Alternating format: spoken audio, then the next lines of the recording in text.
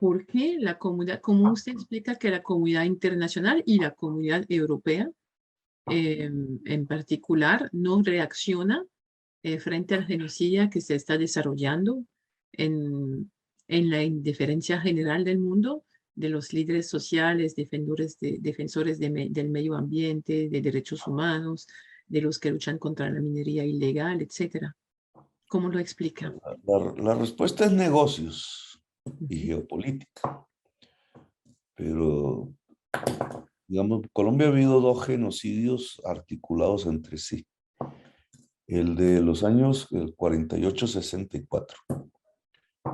Eh, ujú, en Colombia, por una división del Partido Liberal, digamos que tenía ideas de avanzada en ese momento, muy parecidas a las de Roosevelt, para hacer parangones. Era como la oleada de Roosevelt, pero en Colombia. Entonces había como una intención de democratización, de industrializaciones, de reforma agraria, porque el campo colombiano está en manos de una especie de semifeudalismo ahora profundizado con el narcotráfico, que hizo de la tierra su principal lavado de activos, y por tanto el desplazamiento de millones de campesinos a las ciudades de manera violenta.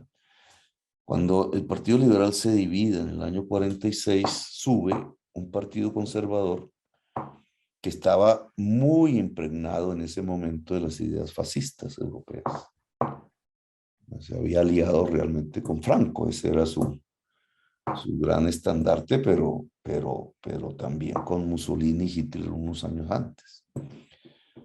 En Europa está el Tribunal de Nuremberg, precisamente en el 48.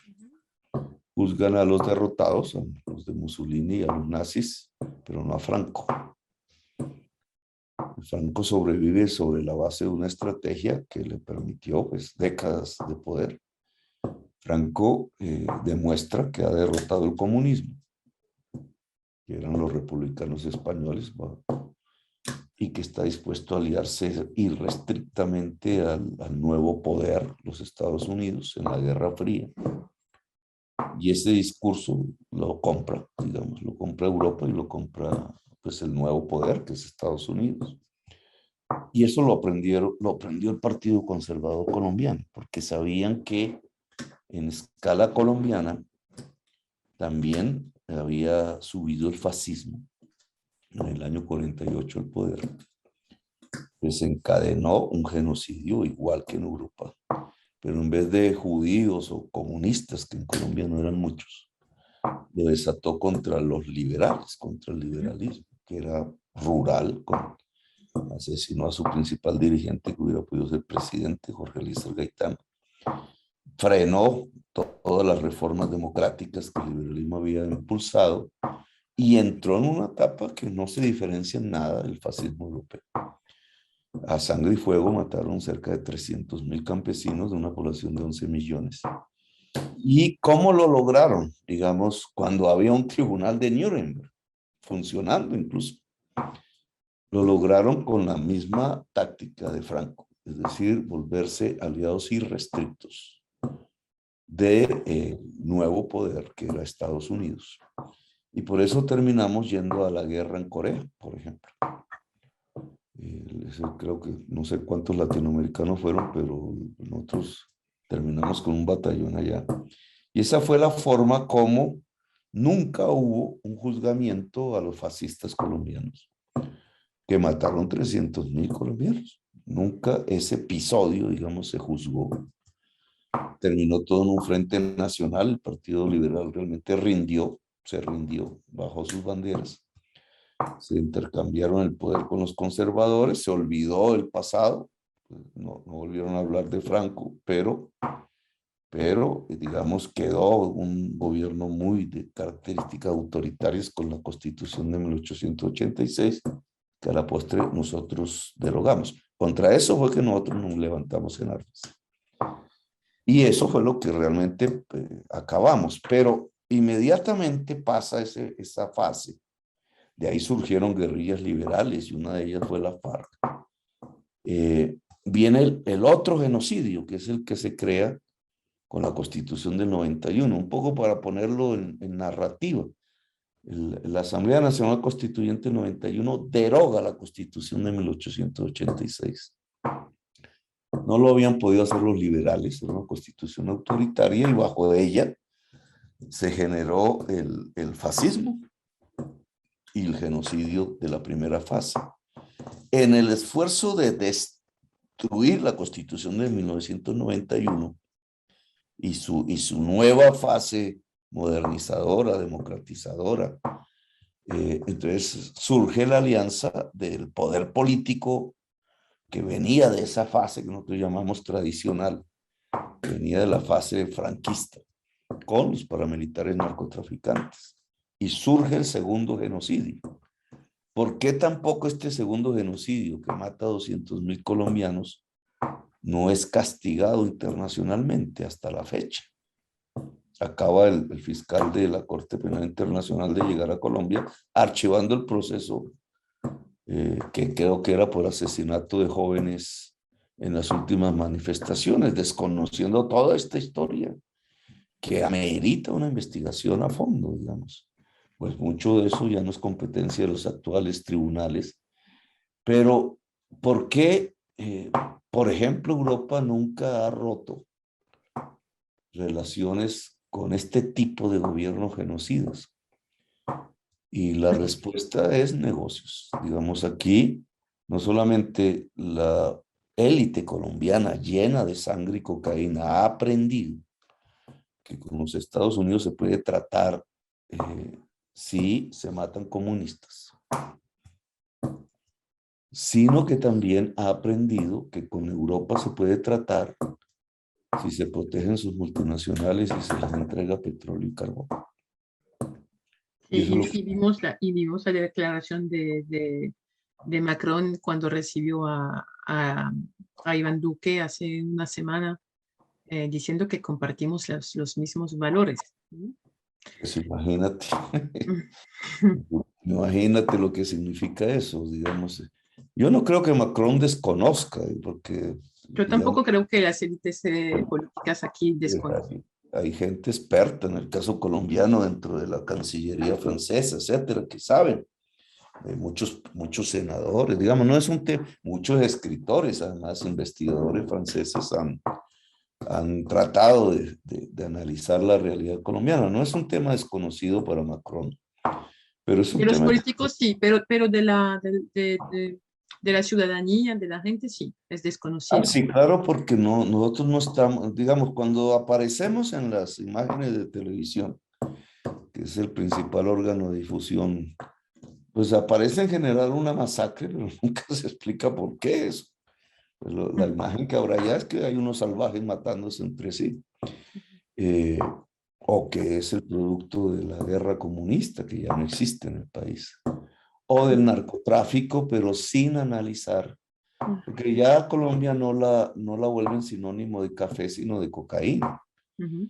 Y entonces pues se entiende que los temas de la guerra contra los narcotráficos pues traen muertos, pero no hay realmente un conocimiento de lo que realmente pasa en Colombia, y es que los verdaderos dueños del narcotráfico son los dueños del poder político, y con eso se abraza al presidente de Francia. Sí. Esa es la realidad. Terrible, terrible. Ahorita estábamos hablando de Álvaro Uribe. Él tiene como 250, yo creo, varios procesos en la fiscalía, pero no parece, nunca fue condenado y no parece realmente preocupado.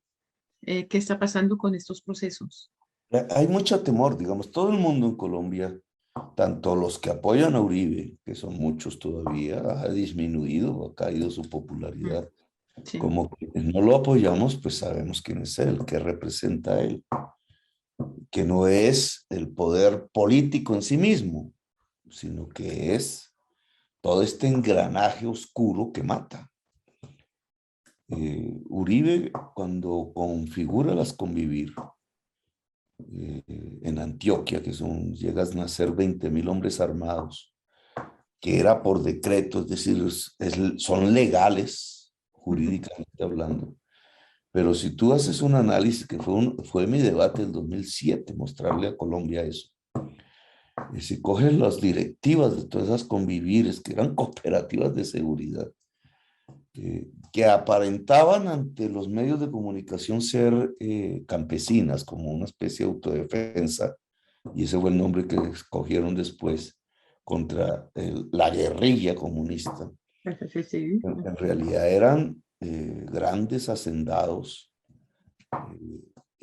comerciantes, todos vinculados al narcotráfico. Entonces era una especie de legalización de los brazos armados del narcotráfico. Ahí en las directivas, por ejemplo, un señor como Mancuso está en las convivir. Él aparece en la junta directiva y cuando empiezas a hacer esa comparación entre quiénes eran los que dirigían las convivir que decretó legalmente Uribe y los jefes paramilitares cuyos nombres propios aparecieron después, ya en el siglo XXI, encuentras que eran los mismos. Ese fue mi debate, digamos. Por eso yo lo puedo afirmar con certeza, pues Uribe fue el que impulsó como más que ninguno el paramilitarismo en Colombia. Y lo hizo a través de un mecanismo legal siendo gobernador de Antioquia, que fueron los decretos de configuración de las convivir. Eso se hizo de frente, incluso con aval de los Estados Unidos. Las primeras formaciones militares de los paramilitares, digamos, el primer entrenamiento paramilitar, lo hicieron israelíes, militares israelíes, de eso Yair Klein, que era coronel de Israel, nunca permitieron extraditarlo a Colombia. Y mercenarios británicos. Y esos fueron los primeros en educar, digamos, militarmente, los primeros contingentes del paramilitarismo en Colombia. De ahí surgieron pues, las masacres y el genocidio del que estoy hablando. Pero, digamos, yo sé que los principales gobiernos de Europa saben de esto. El gobierno español sabe eso. El gobierno británico lo sabe. Pues el Reino Unido tuvo su principal inversión en Colombia en petróleo, la British Petroleum en su momento. Los franceses han tenido fuertes inversiones en petróleo también, la Total. Eso ha cambiado porque el mundo petrolero pues también está viviendo una convulsión en estos momentos. Pero digamos, esa cofradía entre un país que les está ofreciendo en los últimos 40 años pues, la principal reserva de carbón de toda América, y no tanto como en Venezuela, pero digamos unos grandes espacios de exploración petrolera, pues no podía ser considerado enemigo o rival o cuestionado a pesar de que estuviera desarrollando un genocidio, porque los gobiernos colombianos han sido muy capaces en mostrarle a los europeos y a los Estados Unidos que si no los juzgan, pueden tener todo el carbón y el petróleo que quieran. Es decir, por intereses económicos, Francia es el primer empleador extranjero en Colombia. Por intereses económicos no hablamos, no vemos, nos tapamos los ojos sobre este genocidio. Hablando de las elecciones que van a venir. Que sí los ves en Venezuela, ¿no? Si haces un parangón. Claro, Venezuela es mucho más petrolero que Colombia. Colombia es mucho más carbonero que Venezuela. Al final es lo mismo.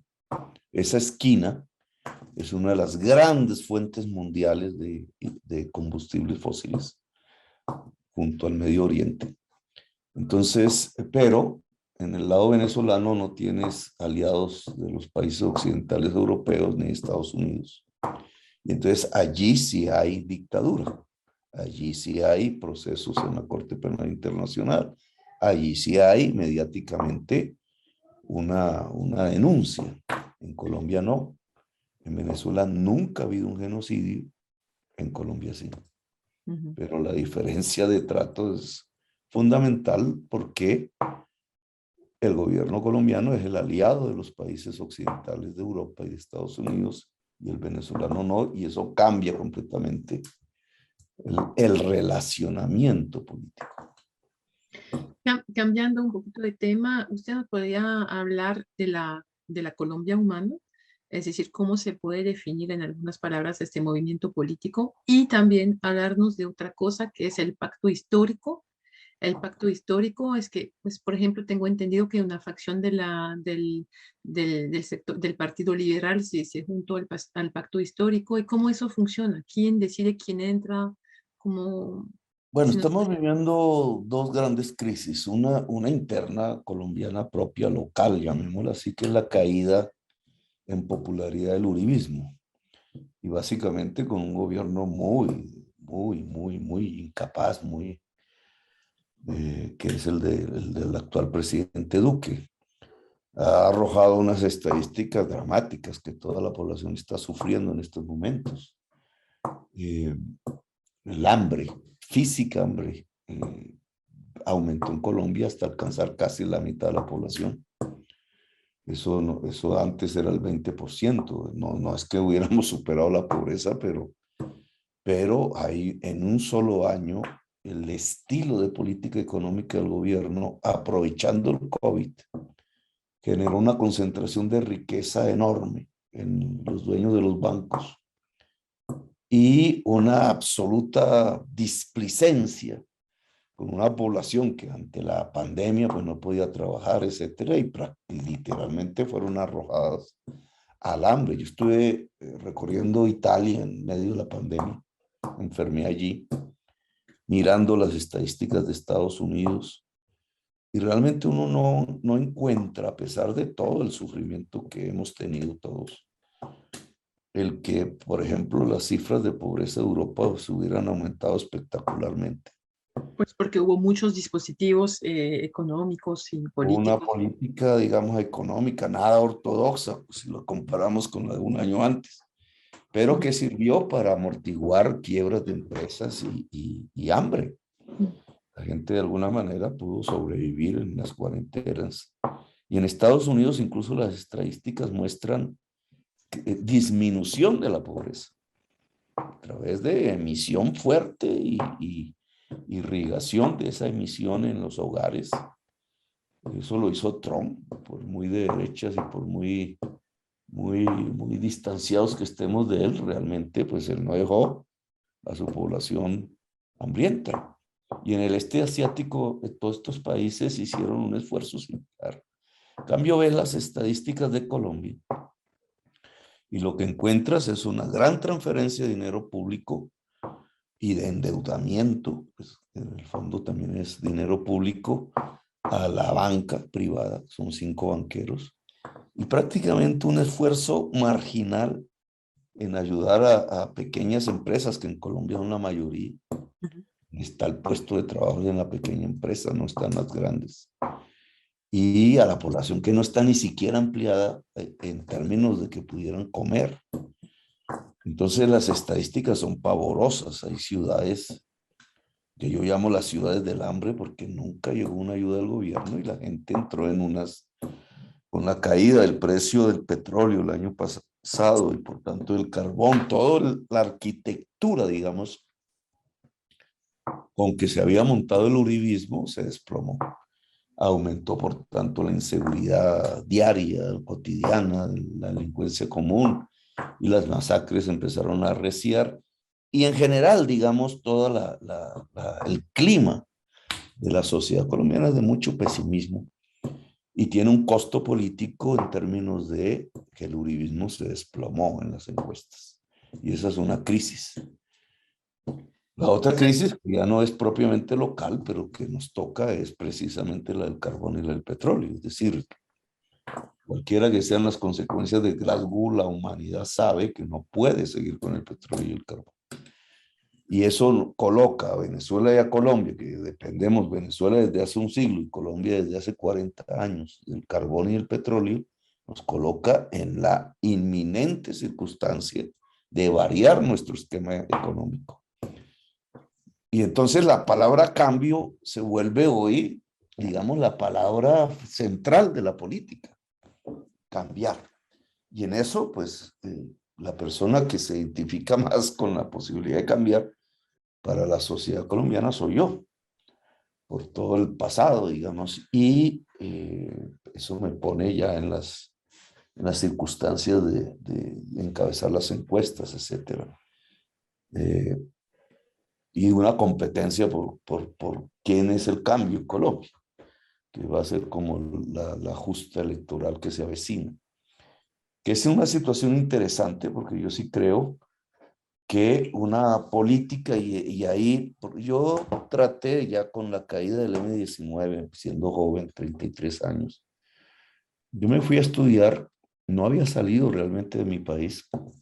Los colombianos no somos como esas sociedades que son de éxodos, ¿no? Que gustan de récord. Nosotros somos más bien parroquiales, montañeros, decimos nosotros. Hasta la gente que vive en la costa migra hacia el interior, no hacia que hay más allá del mar. Entonces, digamos, salir del país no es que nos guste, pero yo decidí salir ante la crisis en el 94, política nuestra, y irme a estudiar y a recorrer. Y escogí Europa, pues siempre había querido ir. De Europa reconozco primero el ideario democrático, que obviamente nos llegó fue de allá, de Francia, básicamente.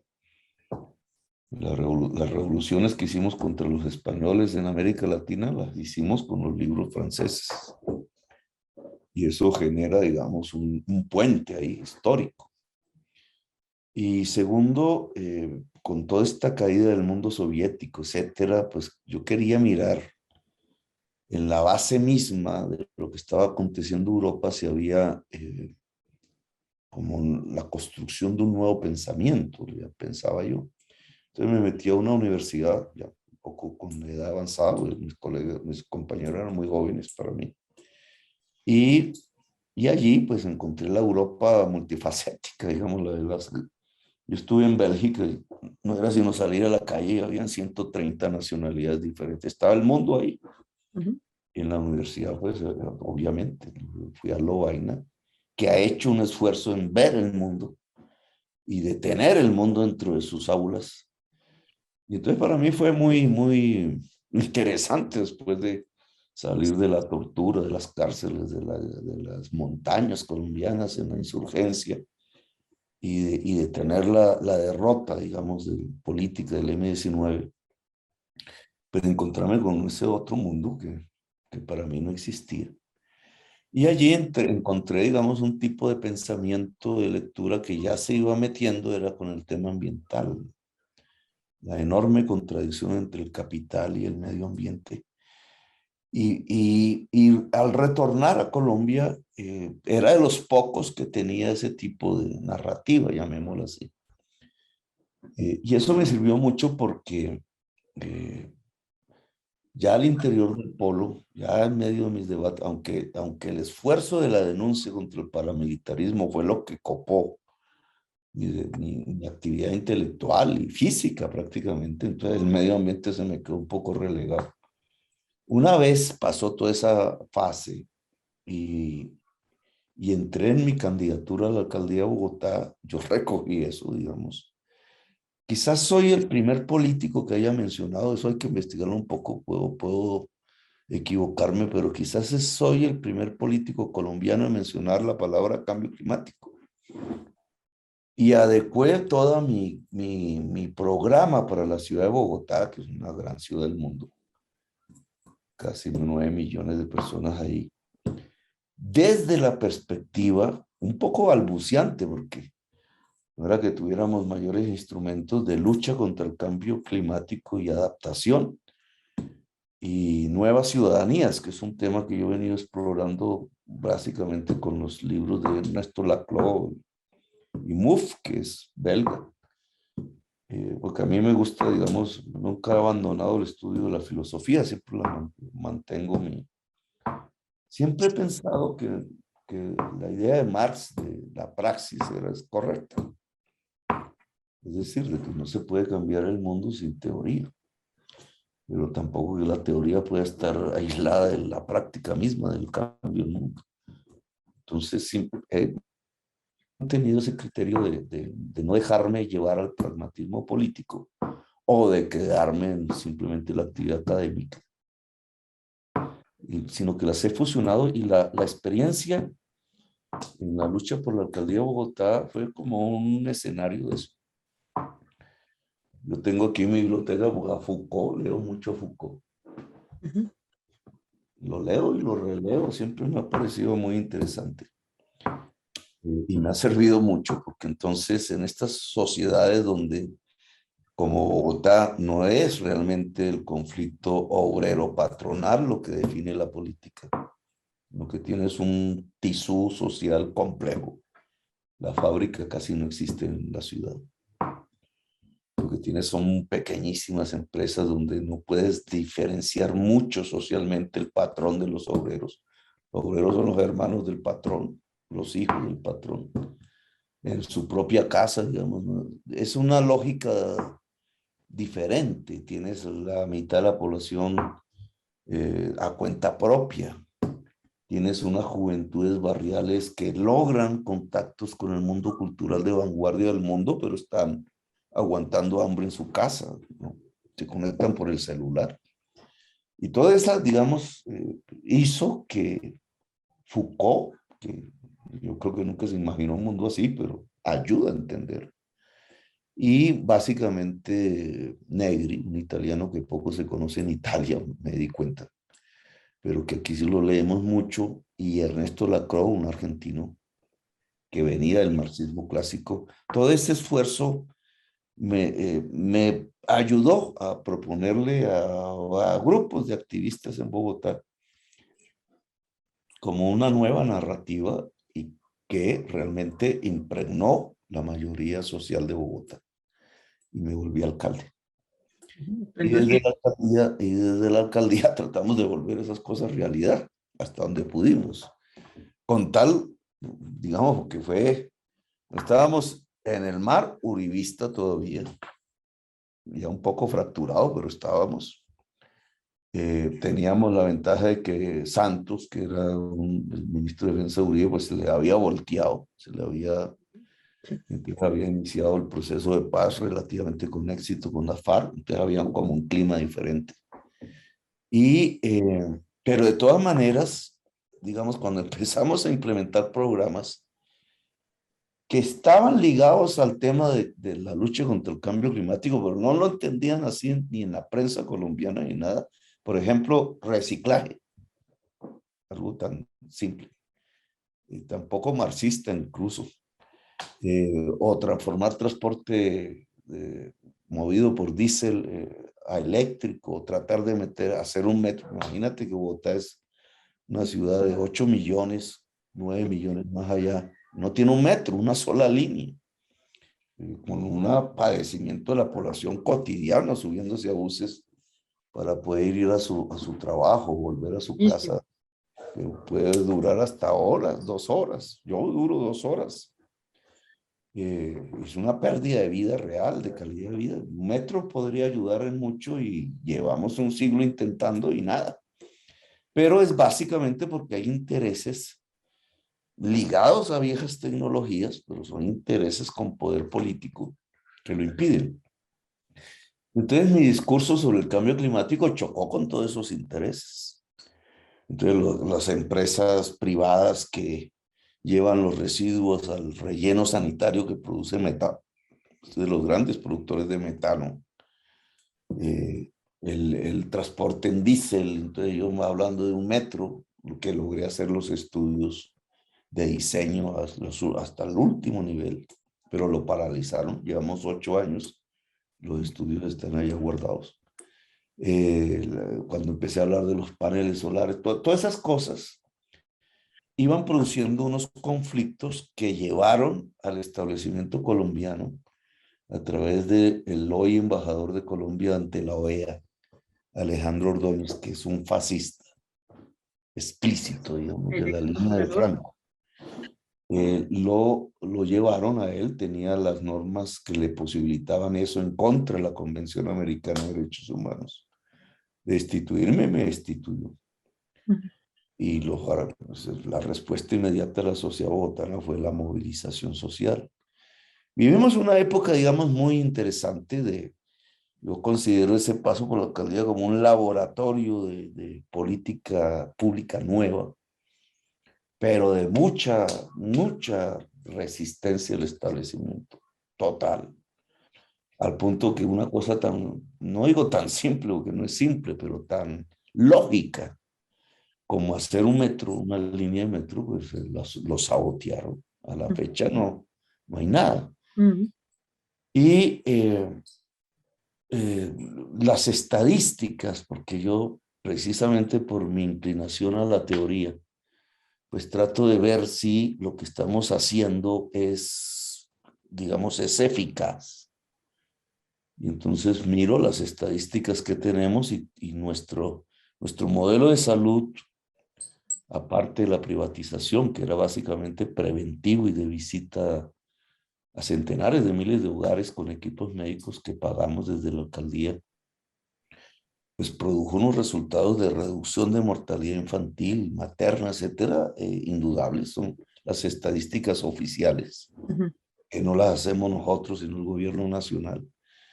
Y empezamos a ver que realmente lo que estábamos proponiendo y tratando de implementar tenía efectos prácticos.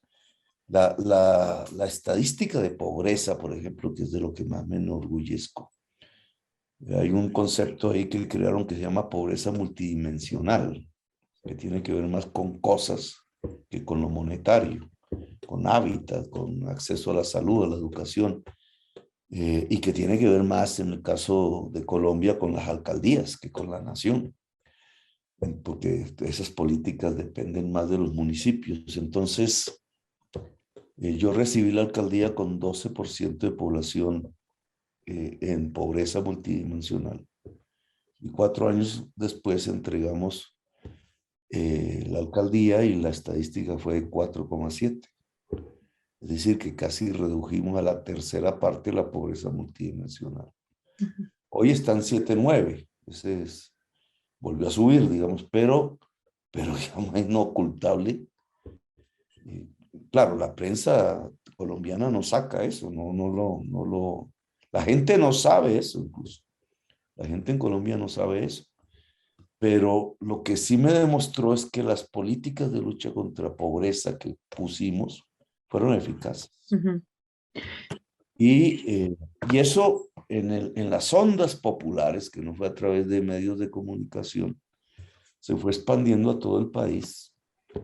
Y cuando ya salí de la alcaldía, en el año 2015 salí, para el 2018 casi le ganó la presidencia a Duque.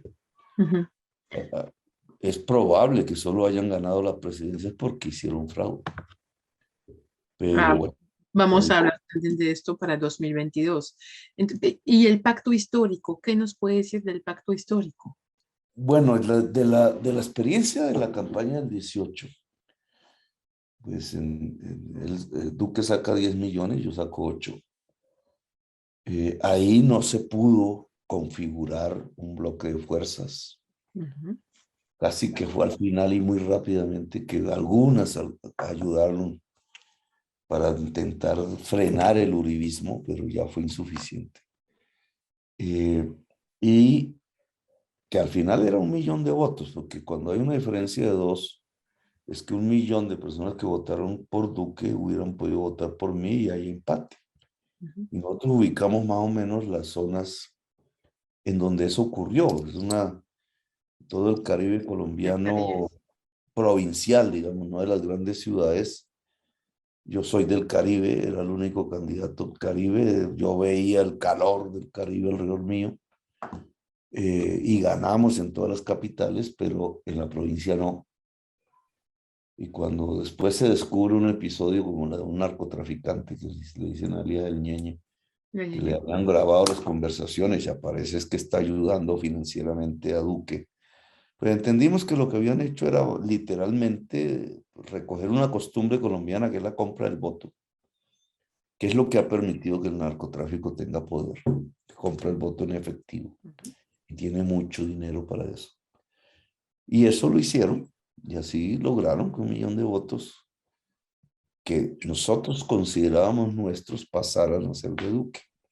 Pero independientemente de eso, porque puede ser, puede no ser, ya estamos haciendo cábalas. Y hay unos indicios que demuestran que sí, pero no las magnitudes, podemos fijarlas. Lo cierto es que a nosotros nos faltó un esfuerzo de mayor confluencia política. Y más allá de ese episodio práctico, la sociedad colombiana lo que está mostrando es la ausencia de un verdadero contrato social. Yo repito mucho la experiencia de Roosevelt, digamos. Todos esos muchachos que fueron a pelear a Europa en la Segunda Guerra Mundial, literalmente se hicieron matar allá. No hubieran hecho eso si previamente no hubiera existido un proceso político. Un joven negro, ¿por qué se iba a hacer matar en Europa, en un Estados Unidos racista? Y la explicación que uno puede encontrar es que a raíz de la crisis económica del 29, Roosevelt, que era un tipo muy rico en Estados Unidos, logra convencer al empresariado norteamericano de un pacto, que es lo que ellos llaman el New Deal. Ujú. Y ese pacto no podía basarse más sino en que las ganancias tenían que distribuirse entre obreros y empresarios en una sociedad tan capitalista como la de Estados Unidos. Y es eso lo que les genera la potencialidad que les permite vencer en Europa. Y si tú miras el caso francés, puedo ser un poco ignorante en el tema, pero siempre me ha sorprendido por qué a la derrota de los nazis, a la liberación, como se llama ya, pues no hubiera un conflicto armado y violentísimo entre los franceses que apoyaron a los nazis y los que resistieron a los nazis. Uno, comparado desde la escala colombiana, uno lo que ve es más bien una solución pacífica al problema, que no era cualquier problema, era grave. Y yo creo que la base de esa solución pacífica que permite la unidad de la nación francesa durante mucho tiempo La justicia.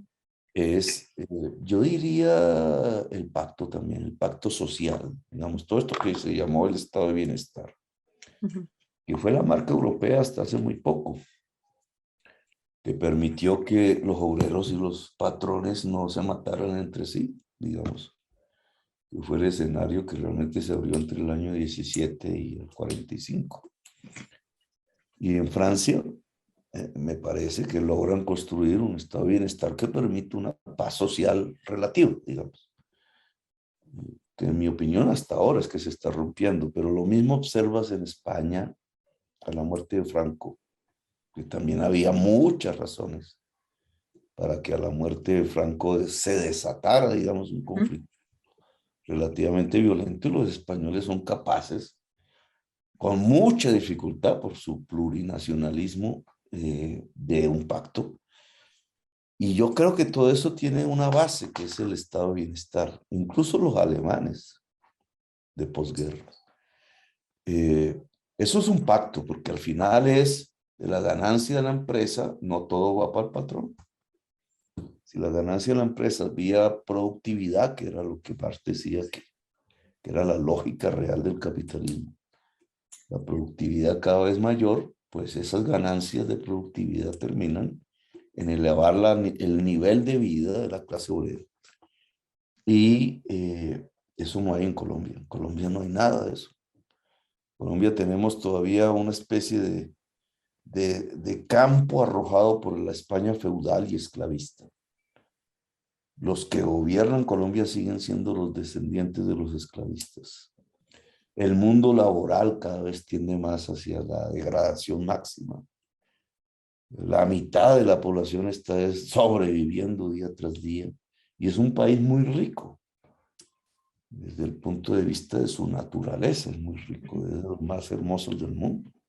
¿Cómo puede en un país con tanta agua, con tanta diversidad, digamos, climática, de tierras, etcétera, tener la mitad de su población con hambre? Digamos, es una... Es el drama de Colombia. Es un país rico, poblado de pobres. Pues sí, digamos, y eso no tiene otra cosa que la gestión misma, que el pacto. Hay una ausencia del pacto. Entonces, el pacto histórico trata un poco de decirle a la sociedad colombiana que es posible hacerlo. no estamos planteando una venganza, digamos, contra todos los genocidas, ni estamos planteando la estatización de la economía, ni nada de eso. Estamos planteando una democratización que permita un pacto. Y el pacto es el nombre de la paz real, no de paz entre guerrillas, sino el pacto de la sociedad, la paz de la sociedad, la convivencia.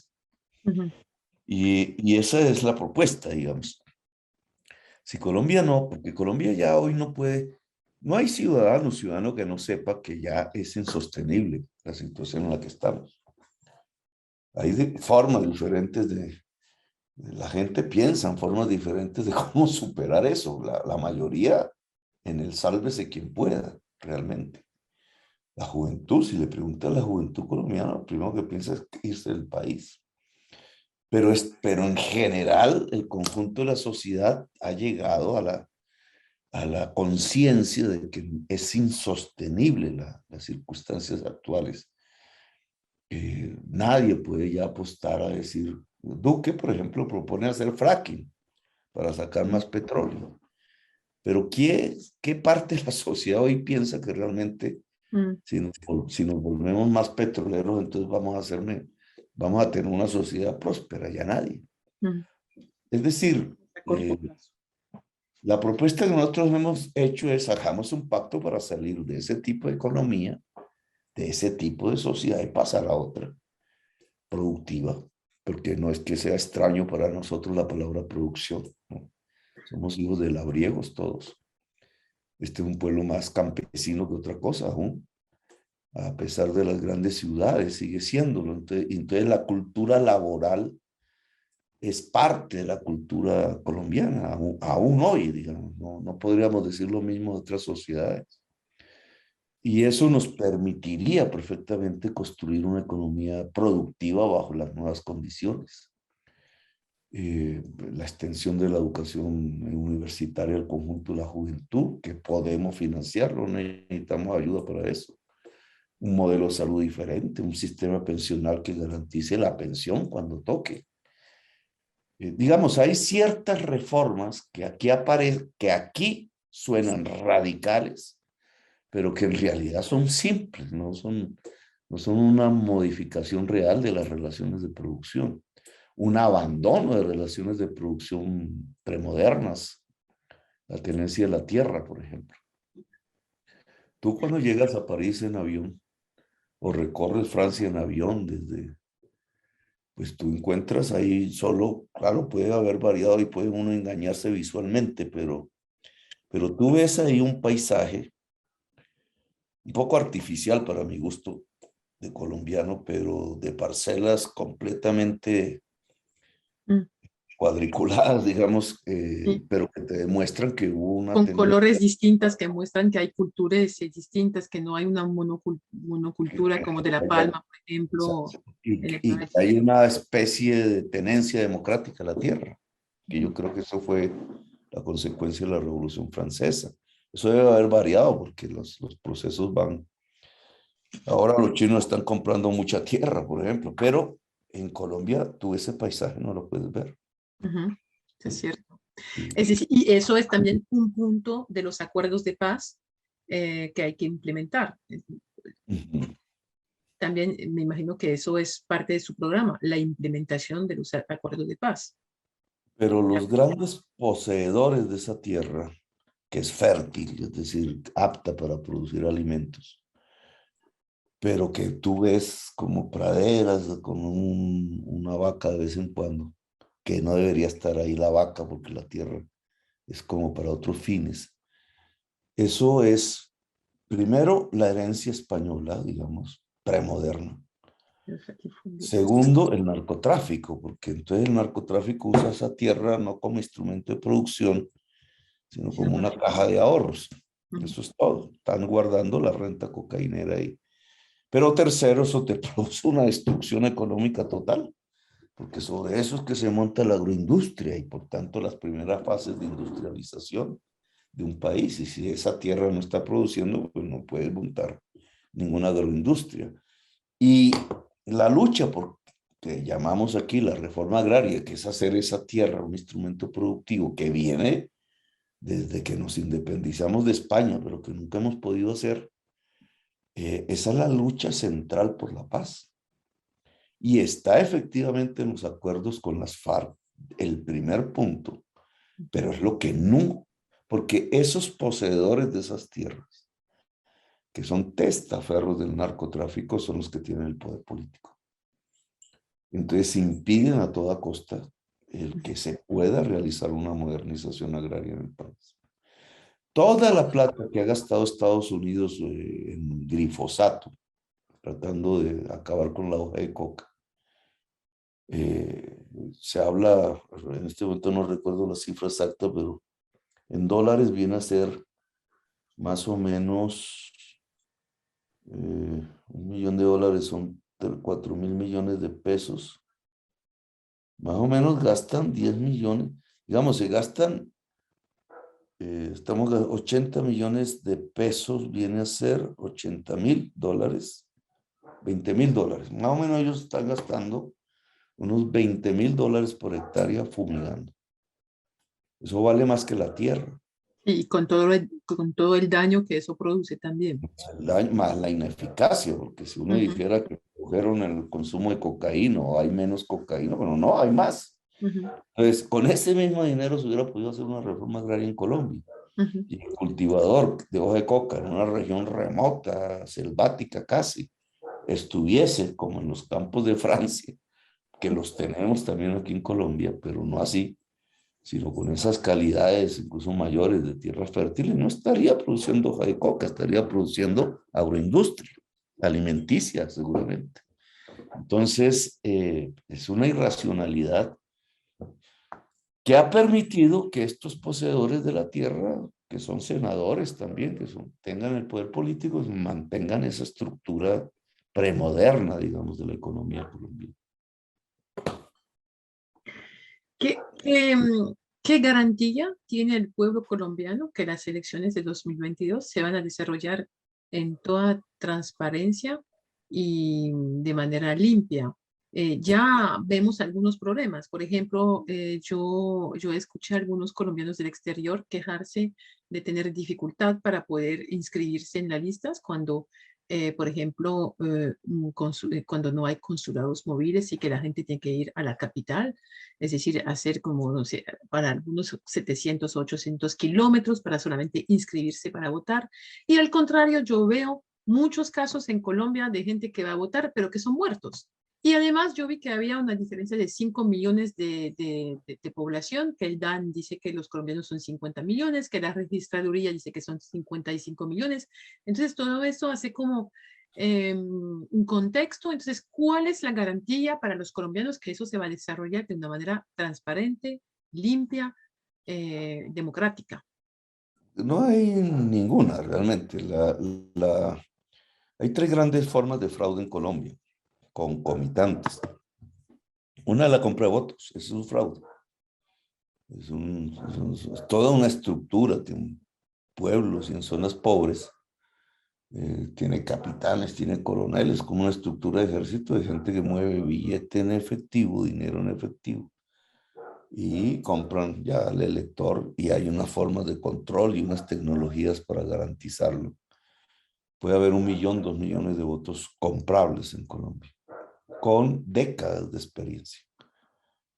Esa es la primera. La segunda es, como tú dices, hay, digamos, un problema de registro.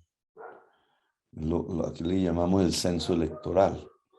Como muchos colombianos se han ido del país durante décadas, un flujo, esos colombianos se fueron con sus cédulas, se registraron aquí como ciudadanos colombianos, aparecen aquí en los archivos, pero nunca se volvieron a inscribir. En general, pueden haber unos 6 millones de colombianos fuera de Colombia y solo votan 700.000. Entonces, en la registraduría está la base de datos de esos millones de colombianos con sus números de cédula, pero nunca ellos ya, digamos, no tienen mayor referencia con el Estado colombiano. El día de elecciones no van a votar pero la base de datos sí está en Colombia y entonces puede ser movida fraudulentamente para llenar mesas con votantes que sí existen, pero no están ejerciendo su derecho al voto.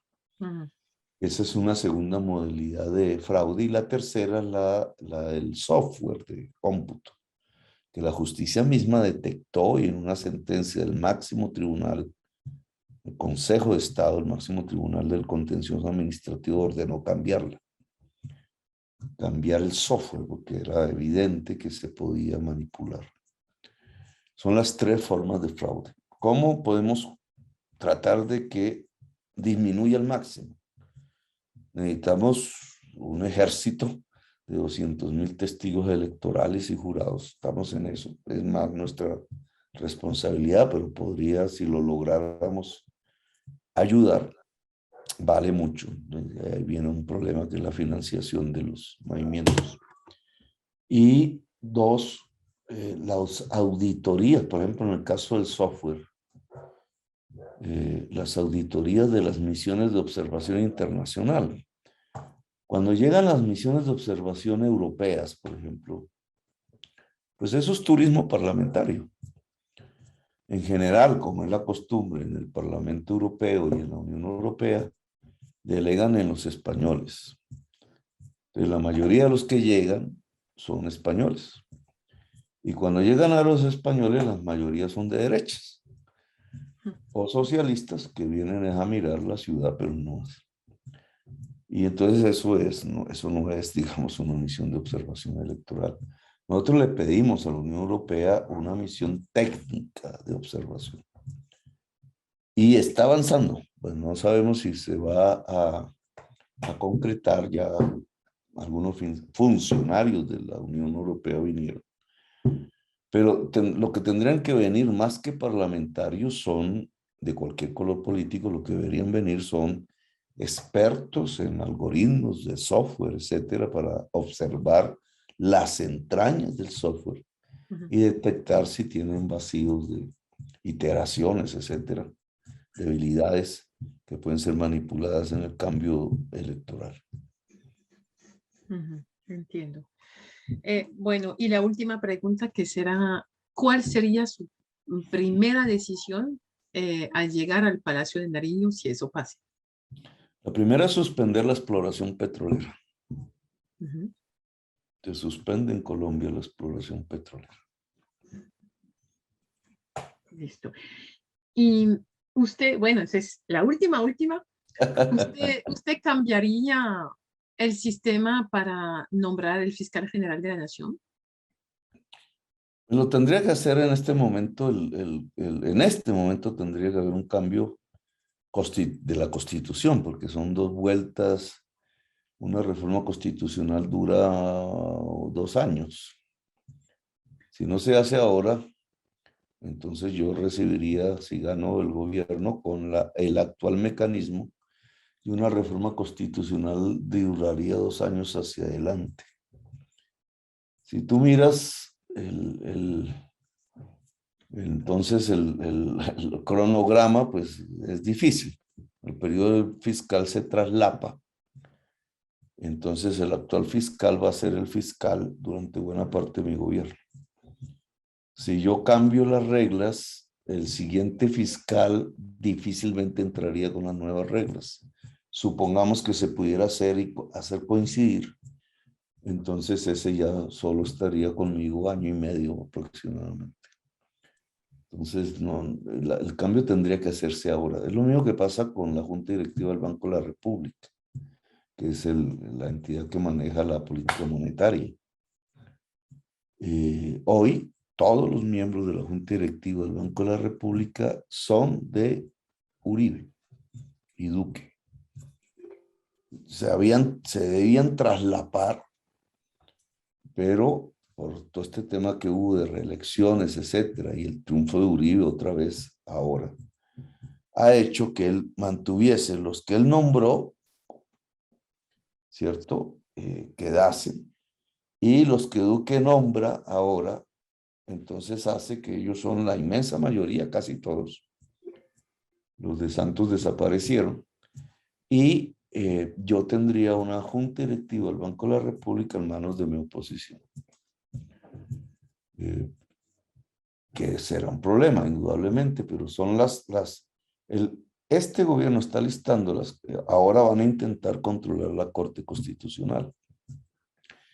El Consejo de Estado, que ponía, de acuerdo a las normas colombianas, la terna para que el Senado elija, tomó una ventaja y una decisión audaz, y es que toda la terna la configuró de juristas progresistas. Entonces está hablando de que el Senado votaría en blanco para que traten de hacer otra terna y ver si Uribe puede controlar la Corte. Yo creo que ya no podrán. Pero esa ha sido la intención de cómo rodear el gobierno de una institucionalidad en manos de la derecha para bloquearlo. Bueno, el primer escenario de bloqueo realmente en grande va a ser el Congreso de la República. Entonces vamos a ver cómo nos van las elecciones a Congreso de la República.